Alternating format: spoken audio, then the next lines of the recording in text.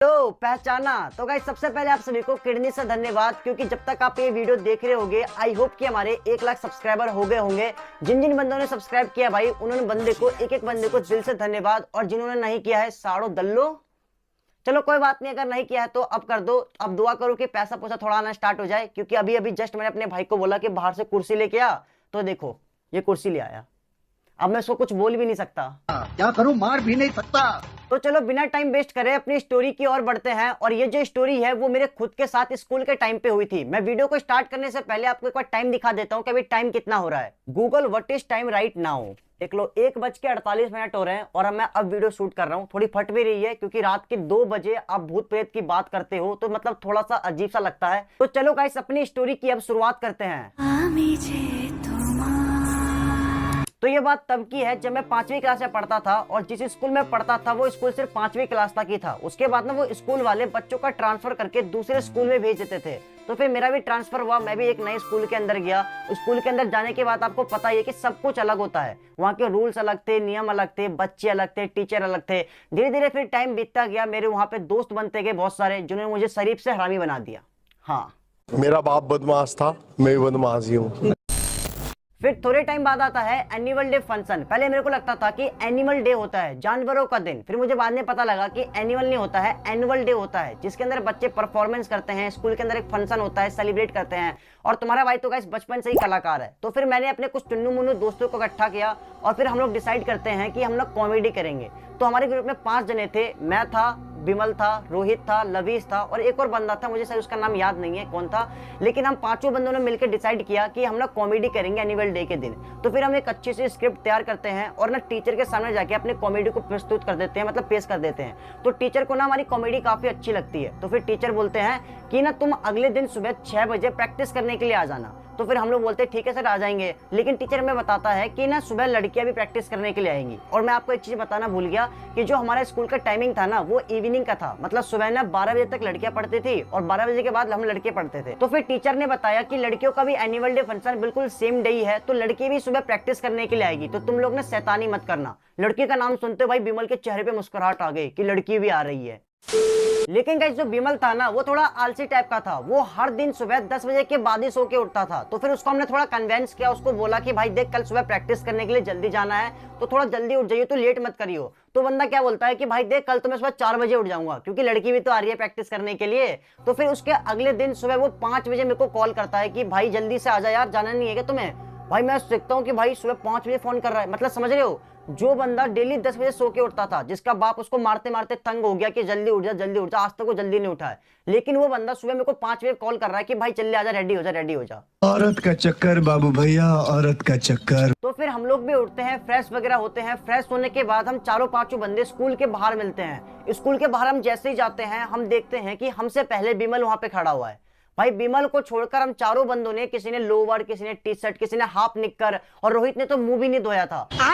लेकिन जो विमल था वो बंदा भाई एकदम सुबह सुबह ठंड के मौसम में 5 बजे नहा धोकर, बाल खड़े कर जींस शर्ट, मस्त जूते, काला चश्मा लगाकर, जैसे कि बाप की बारात में जा रहा हो। तो फिर हम विमल से पूछते हैं कि भाई ये क्या है। वो बोलता है भाई लड़की भी तो आ रही है, आज तेरे भाई एक ना एक तो लड़की सेट करके ही जाएगा। तो फिर हम लोग स्कूल के अंदर एंटर होते हैं, और जो हमारा स्कूल था ना गाइस वो काफी ज्यादा बड़ा था। मतलब उसके अंदर 4 बिल्डिंग थी, A block, B block, C block और डी ब्लॉक। और जितने भी एनुअल डे वाले बच्चे थे, प्रैक्टिस वाले बच्चे थे, वो डी ब्लॉक के अंदर प्रैक्टिस कर रहे थे। तो फिर हम लोग डी ब्लॉक के अंदर एंटर होते हैं, देखते हैं कि जितने बच्चे होते हैं वो प्रैक्टिस कर रहे होते हैं, लेकिन टीचर अभी तक नहीं आया था। तो फिर हम भी अपना प्रैक्टिस करने लग जाते हैं। लेकिन विमल अपने काम पे लग गया भाई, वो लग गया था बंदी सेट करने में। और भाई हैरानी वाली बात तो ये है कि एक लड़की उसको भाव भी दे रही थी। उस दिन मेरे को पता लगा कि लड़की चूतियों से सेट होती है। अब मेरा मतलब ये नहीं है कि मेरा दोस्त चूतिया है, मतलब सही बताऊं तो है।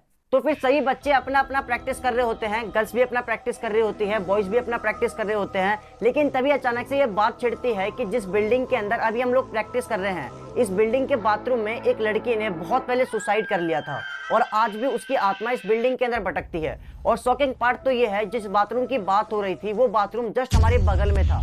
मतलब थोड़ी दूर हम चल के जाते तो वो बाथरूम आ जाता, इतना पास में था। तो हम लोग उस स्कूल के अंदर नहीं गए थे, तो हमें ना उस स्कूल के बारे में ज्यादा कुछ पता नहीं था। लेकिन जो बच्चे पहले से 2-3 साल से स्कूल के अंदर पढ़ रहे थे, उन्होंने ये सारी बातें बताई। लेकिन गाइस जो विमल था ना, वो लड़कियों के सामने कूल बनने के चक्कर में ये कहता है कि ये भूत वगैरह कुछ भी नहीं होता है। मैं नहीं मानता भूत वगैरह में ये सब होते ही नहीं है। तभी रोहित विमल को बोलता है कि अगर तू भूत वगैरह से नहीं डरता है तो उस बाथरूम के पास जाके दिखा। तो विमल तो भाई लड़कियों के सामने कूल बनने के चक्कर में कहता है कि हाँ मैं जाके दिखा दूंगा, मेरी नहीं फटती इन चक्करों में।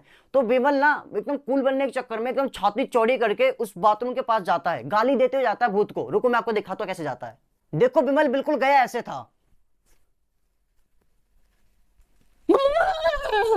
और आया बिल्कुल ऐसे। भाई विमल गया तो था एकदम बिल्कुल शेर बन के, लेकिन आया भीगी बिल्ली बन के। भाई वो भागते हुए आता है, हम उसको रोकते हैं, पूछते हैं भाई क्या हुआ, बता क्या हुआ। भाई वो बहुत ही ज्यादा सच में डरा हुआ था। वो बताता है कि जैसे ही वो उस बाथरूम के सामने जाता है, उस बाथरूम के अंदर से किसी लड़की की आवाज आती है और फिर अचानक से वो बाथरूम का गेट पीटने लगती है। भाई ये सुनकर तो जितने भी बच्चे थे वहां पे, भाई मेरी खुद पर्सनली बहुत ही ज्यादा फट गई थी, लड़कियों की तो और भी ज्यादा फट गई थी। फिर जितने भी बच्चे थे बॉयज गर्ल्स सभी लोग ग्रुप बनाते हैं, हिम्मत करके हम लोग को उस बाथरूम के पास देखने के लिए जाते हैं कि सच में मतलब ये है कि नहीं है ऐसा कुछ। तो फिर जैसे ही हम लोग उस बाथरूम के साथ जाते हैं तो हमें भी वो आवाज एकदम जो गेट पीटने की आवाज आ रही थी, लड़की चिल्लाने की आवाज आ रही थी, वो सुनाई देती है। हम जैसे ही उस बाथरूम के गेट के पास जाते हैं वो आवाज एकदम बिल्कुल बंद हो जाती है। कुछ सेकंड के लिए एकदम बिल्कुल सन्नाटा, सिर्फ हमारी सांस लेने की आवाज आ रही थी और कुछ भी नहीं। लेकिन फिर तभी अचानक से बाथरूम के गेट के अंदर से आवाज आती है कि तुम सब मरोगे, तुम में से कोई भी नहीं बचेगा। भाई ये सुनने के बाद जितने भी बच्चे थे, लड़का लड़की सारे भागते हैं बिल्कुल नीचे गेट की तरफ, मतलब बाहर निकलने के लिए। जैसे हम गेट के पास जाते हैं देखते हैं कि गेट का फ्लोर जो था उस पर ताला लगा था। हाँ, गार्ड अंकल ने ताला लगा दिया था ताकि कोई बच्चा डिस्टर्ब करने के लिए ऊपर ना जाए, कोई डिस्टर्ब ना करे। भाई सारे बच्चे आवाज लगाते हैं गार्ड अंकल बचाओ, गेट खोलो, बचाओ, गेट खोलो, बचाओ बचाओ। लेकिन गार्ड अंकल की कोई सुनता नहीं है। गार्ड अंकल बिल्कुल सुनते ही नहीं हमारी बातें। गार्ड अंकल एकदम कोने में बैठे पड़े सुट्टा मार रहे हैं। यहाँ हम लोग चिल्ला रहे हैं बचाओ बचाओ, गेट खोलो, गेट खोलो। गार्ड अंकल को कोई फर्क नहीं, गार्ड अंकल कोने में एकदम सुट्टा मार रहे हैं। काफी देर हो जाता है, कोई भी नहीं आता है। जितने भी बच्चे थे, लड़के से लेकर लड़की तक, इवन मेरी भी, सबकी फटी हुई थी। लेकिन फिर तभी अचानक से कोई पीछे से छींक मार देता है, क्योंकि और भी ज्यादा फट जाती है। लेकिन फिर अचानक से विमल जो था वो हनुमान चालीसा पढ़ना स्टार्ट कर देता है। रोहित उसको बोलता है भाई क्या बता भूतनी बहरी हुई तो? विमल बोलता हाँ भाई बात तो तेरी एकदम बिल्कुल सही है, देख रहे हो ना, मतलब सिचुएशन में ऐसी ऐसी बातें कर रहे हैं। लेकिन फिर तभी अचानक से ऊपर से किसी लड़की की पायल की आवाज आती है, जैसे कि कोई लड़की ऊपर से नीचे आ रही हो। भाई ये आवाज सुनकर लिटरली में जितने बच्चे थे सबकी फट जाती है, सभी एक दूसरे का हाथ पकड़ लेते हैं। विमल का एक लड़की हाथ पकड़ लेती है। विमल सोचता है बहनचोद फील लूं कि क्या करूं, डरूं। भाई सही बता रहा हूँ, जितने बच्चे थे सभी की फट के 4-5 लाख हो गई थी। और वो जो पायल की आवाज थी वो बढ़ते ही जा रही थी, जैसे कि कोई हमारे क्लोज आ ही रहा है, आ ही रहा है। जितनी स्पीड से पायल की आवाज बढ़ते जा रही थी उतनी स्पीड से हमारी हार्ट बीट, हमारी धड़कन बढ़ती जा रही थी। हमें ऐसा लग रहा था कि कोई हमारे क्लोज आ ही रहा है, आ ही रहा है, आ ही रहा है। और वो जो पायल की आवाज थी बिल्कुल हमारे कान के पास आ गई थी, बिल्कुल सामने आ गई थी। लेकिन फिर तभी अचानक से एंट्री होती है गार्ड अंकल की। गार्ड अंकल दरवाजा खोलते हैं। दरवाजा खोलते ही सारे बच्चे गार्ड अंकल को माँ बहन चाचा ताऊ की गाली देते हुए धक्का मारते हुए बाहर निकलते हैं। बाहर निकलने के बाद गार्ड अंकल को बोलते हैं सारी बातें, जितनी बातें सब बताते हैं कि ऐसा हुआ ऐसा हुआ। गार्ड अंकल बोलते हैं कि ऐसा कुछ भी नहीं होता है। लिटरली में गाइस जो गार्ड अंकल थे ना, उनको भी कुछ पता नहीं था स्कूल के बारे में, क्योंकि वो कुछ टाइम पहले ही 2-3 महीने पहले ही वो स्कूल के अंदर शिफ्ट हुए थे। तो फिर वो बोलते हैं कि चलो तुम हिम्मत करो, मेरे साथ चलो, मैं देखता हूं पर क्या है नहीं है। तो फिर हम लोग हिम्मत करके गार्ड अंकल के पीछे जाते हैं। सबसे पहले गार्ड अंकल के पीछे लड़के, लड़के के पीछे लड़की और लड़की के पीछे विमल। हाँ, हम लोग जैसे ही ऊपर जाते हैं, आप यकीन नहीं करोगे, ऊपर बिल्कुल सब कुछ नॉर्मल था। लेकिन जो वॉशरूम के गेट में ताला लगा हुआ था, वो ताला अपने आप ही खुला हुआ था। लिटरली में गाइस पूरे बिल्डिंग में हमारे अलावा कोई भी नहीं था, और ताला की चाबी सिर्फ सिक्योरिटी गार्ड के पास होती है। तो वो ताला कैसे खोला? तो फिर गार्ड अंकल उस वॉशरूम के अंदर जाते हैं, फिर हम लोग भी वॉशरूम के अंदर जाते हैं। जैसे ही हम वॉशरूम के अंदर जाते हैं, लेकिन तभी अचानक से वॉशरूम का गेट बंद हो जाता है। लिटरली में गाइस सभी बच्चे, इवन गार्ड अंकल, सबकी फट जाती है, सभी चिल्लाने लग जाते हैं क्या हुआ, बचाओ बचाओ बचाओ बचाओ बचाओ।